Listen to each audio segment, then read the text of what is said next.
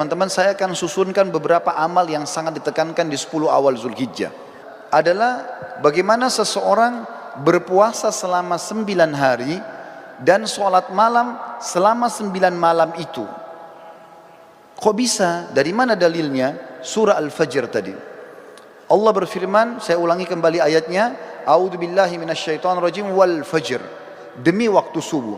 Saya tafsirkan sekarang. Waw ini teman-teman dikenal dengan waw kasam dalam Al-Quran atau dalam bahasa Arab. Seperti kalau kita mengatakan wallahi, demi Allah. Allah kalau bersumpah dalam Al-Quran dengan menggunakan waw ini, berarti yang datang setelahnya informasi penting yang harus diperhatikan.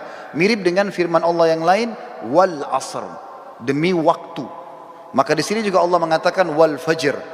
Fajr teman-teman, kalau tidak pakai alif lam dalam bahasa Arab, maka terjemahannya waktu subuh.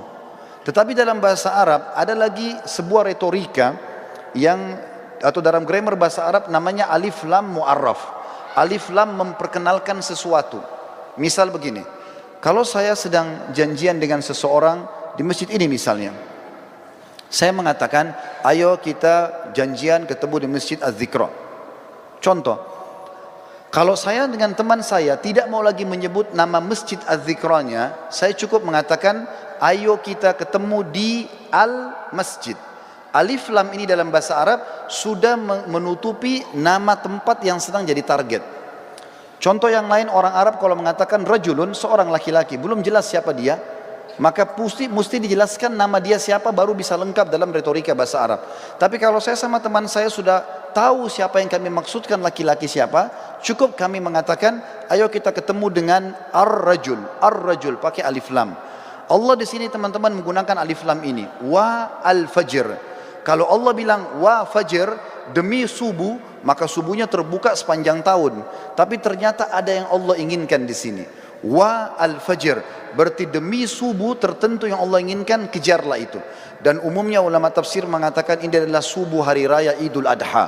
Dan dari sini ulama tafsir hampir seluruhnya sepakat mengatakan Idul Adha lebih afdal daripada Idul Fitri. Setelah sholat Idul Fitri tidak ada ibadah khusus yang diperintahkan. Kalau ada orang mau silaturahim, orang mau ketemu sama temannya, mau ziarah, apa saja, mau lakukan kegiatan-kegiatan positif, boleh saja. Tapi setelah sholat Idul Adha ada ibadah khusus. Allah katakan dalam ayat lain, A'udzubillahi minasyaitonirrajim, fasalli li rabbika wanhar. Salatlah hai Muhammad Idul Adha itu dan berkurbanlah setelahnya. Maka Idul Adha adalah lebih afdal daripada Idul Fitri, walaupun kita kadang-kadang lebih merapengan Idul Fitri di negara kita. Tapi ini makna tafsir Al-Fajr. Lalu Allah bilang di ayat kedua, walayalin ashr. Waw ini saudaraku seiman dalam bahasa Arab dikenal dengan waw ataf, penyambung hukum ayat sebelumnya. Apa yang berlaku sumpah Allah di ayat pertama berlaku juga pada ayat kedua. Artinya, dan kejar juga dirikan sholat malam di 10 malam berturut-turut sebelum subuh itu. Berarti di sini teman-teman sekalian, Allah Subhanahu wa taala memerintahkan kita untuk menghidupkan malamnya ya di 10 awal bulan Zulhijjah.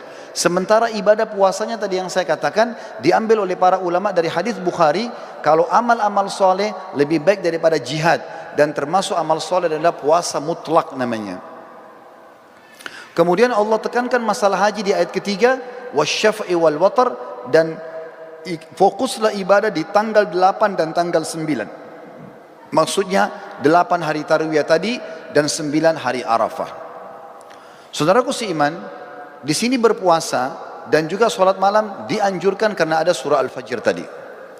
Ibadah yang selanjutnya yang sangat ditekankan adalah berkurban.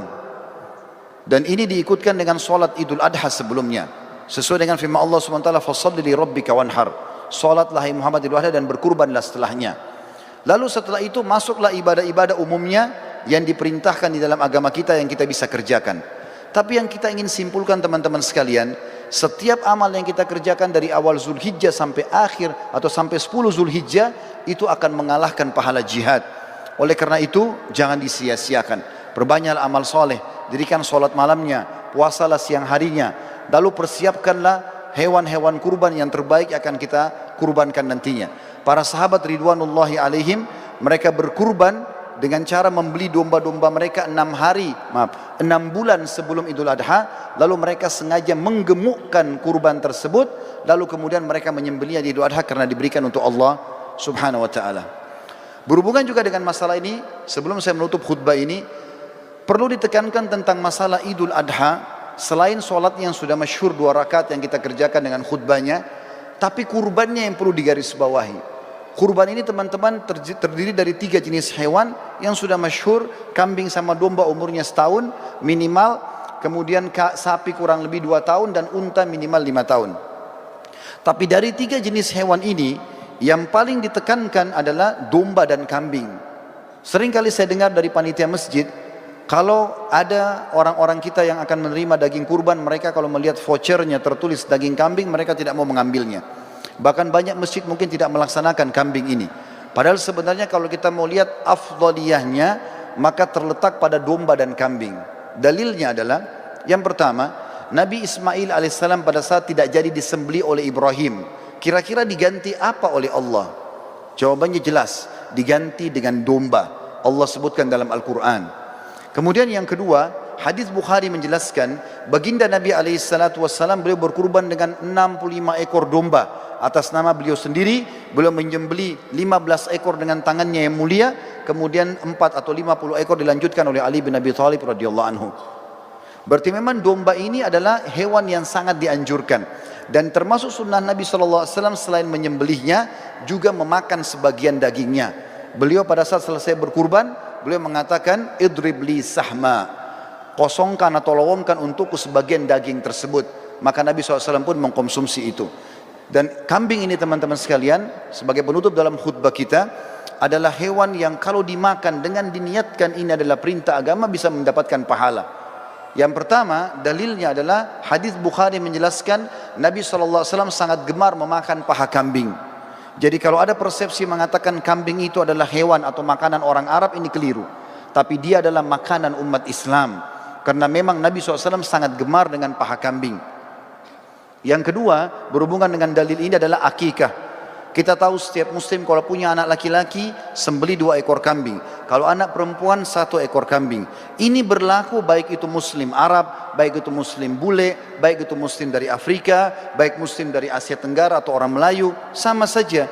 Anak laki-laki 2 ekor kambing, anak perempuan 1 ekor kambing.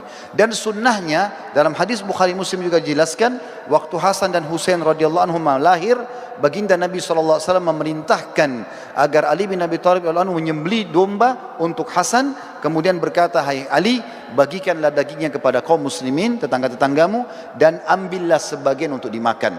Sunnahnya membagi sampai 1/3. Berarti di sini teman-teman, kambing itu domba dianjurkan untuk dimakan, karena dalam akikah tidak bisa diganti dengan hewan lain. Dan yang ketiga adalah Idul Adha, di mana sudah saya jelaskan tadi, kalau Ismail AS digantikan oleh Allah dengan domba, begitu juga Nabi SAW menyembelih dengan domba. Tentu menyembelih sapi boleh, menyembelih unta boleh, tapi kalau kita mencari afdaliyahnya, maka kita akan melihat dalil-dalil ini menunjuk atau mengerucut kepada kambing. Semoga bisa diambil manfaat. Aqulu qauli hadza, saya sudah mengucapkan perkataan saya ini, wa astaghfirullah li wa lakum, dan saya beristighfar kepada Allah, mengajak jemaah juga istighfar kepada Allah, fastaghfiruhu innahu huwal ghafurur rahim. Beristighfar dan bertobatlah, karena dia Maha menerima taubat hamba-hambanya.